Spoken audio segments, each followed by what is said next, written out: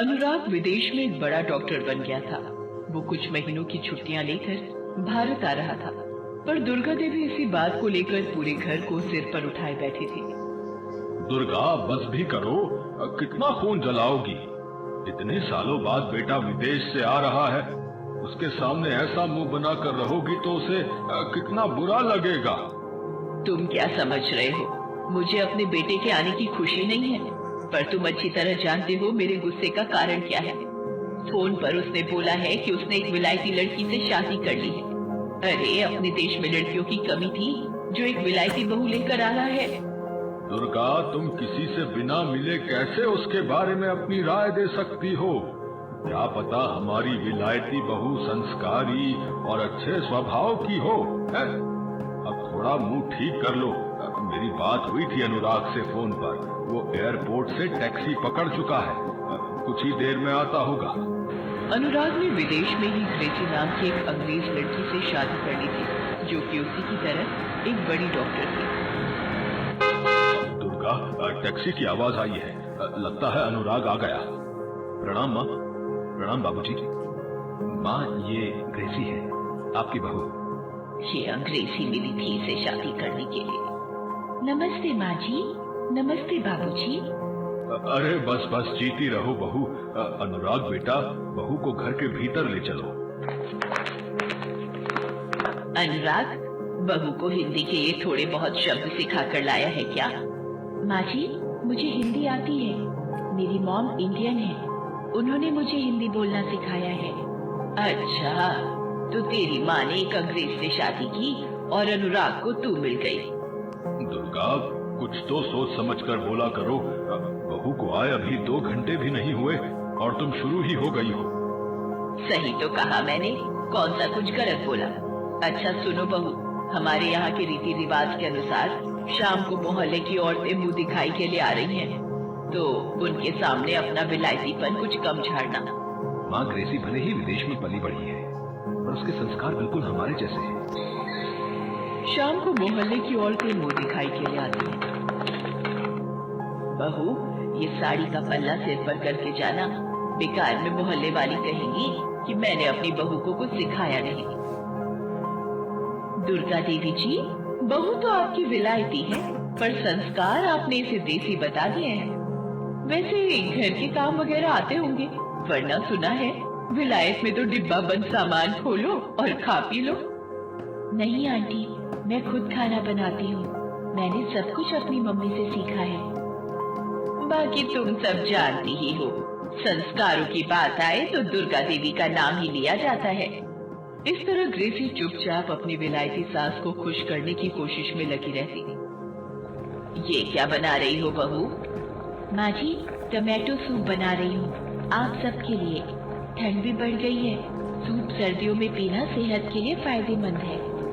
तभी मैं सोचूं मेरा अनुराग इतना कमजोर क्यों हो गया है। तो उसे बिना मिर्च मसाले और बिना देसी घी खिलाए ये उबले टमाटर पीने को दे देती होगी, तभी तो बिल्कुल पतला डंडी हो गया है मेरा अनुराग।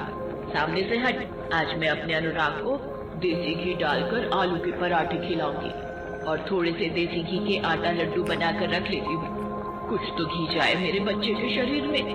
दुर्गा, तुम शायद भूल रही हो, हमारे बेटा बहू डॉक्टर हैं।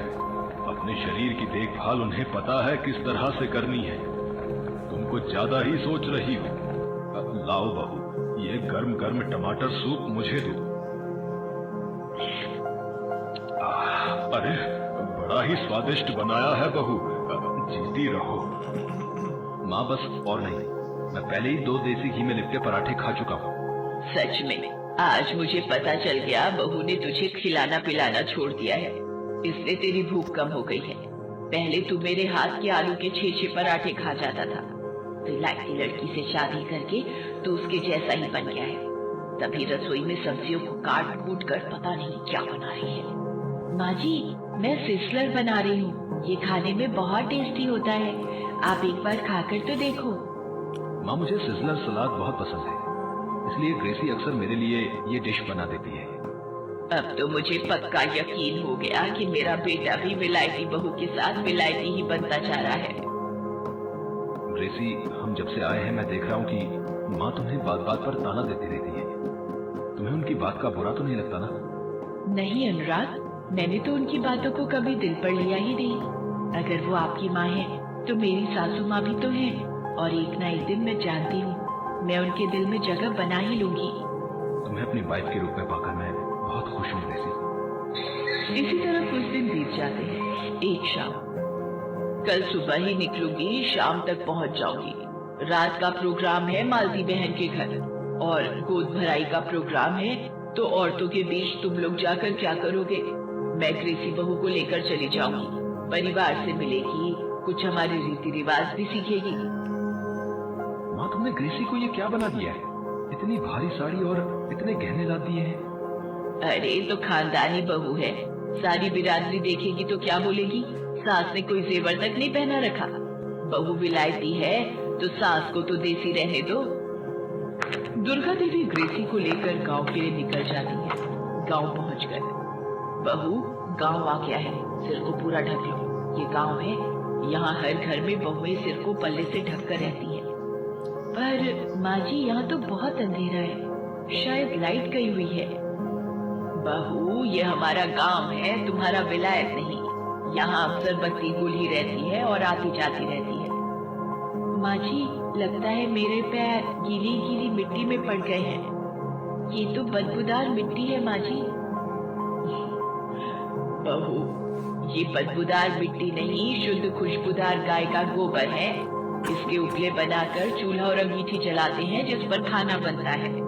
अच्छा, सचमुच इंडिया कितना क्रिएटिव है, नए नए आइडियाज खोजता रहता है। आओ आओ दुर्गा भाभी।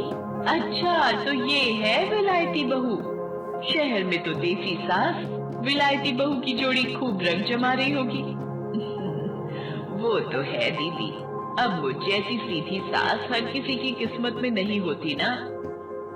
ये ताना बहुत बढ़िया मारा है भाभी तुमने। तुम तो बिल्कुल भी ना बदली हो। चलो आ जाओ, अपनी बहू से तो मिलो। आओ ग्रेसी बहू, तुम भी आओ। पूनम देखो, दुर्गा भाभी और उनकी विलायती बहू तुम्हारी गोद भराई की रस्म के लिए आई है। ग्रेसी, तुम बहुत सुंदर हो, तुम्हारे सुनहरे बाल तो बहुत खूबसूरत है। तुम भी बहुत प्यारी हो पूनम। कौन सा मंथ मतलब महीना चल रहा है पूनम? ये लो, इसकी डॉक्टरी शुरू हो गई। ग्रेसी, मेरा 7वां महीना चल रहा है, 2 महीने और अभी बाकी है। इस तरह सब लोग बातें करने लगते हैं और पूनम की गोद भराई की रस्में शुरू हो जाती हैं। ग्रेसी को ये सब देखकर बहुत अच्छा लग रहा था। तभी अचानक, माँ जी, मेरे पेट में दर्द हो रहा है, वो भी रुक रुक कर। अरे, मेहमानों की भीड़ भाड़ में हो जाता है। अभी तुम चुप करके बैठी रहो बहू, अभी और रस्में बाकी है। क्या हुआ मालती दीदी? पूनम कुछ बोल रही है। कुछ नहीं भाभी, मेहमानों के बीच थोड़ी थकावट हो गई है, शायद इसीलिए पेट में दर्द बता रही है। पूनम, कैसा दर्द हो रहा है तुम्हें? मुझे थोड़ा सा बताओ। पता नहीं ग्रेसी, मीठा मीठा दर्द हो रहा है, कभी उठता है कभी रुक जाता है। ये लक्षण तो लेबर पेन के हैं। पूनम, मुझे लगता है तुम्हें लेबर पेन स्टार्ट हो गए हैं, यानी कि बच्चा होने का दर्द। अरे, अभी तो 2 महीने बाकी हैं, अभी कैसे बच्चा हो जाएगा? तुम भी कमाल करती हो ग्रेसी बहू।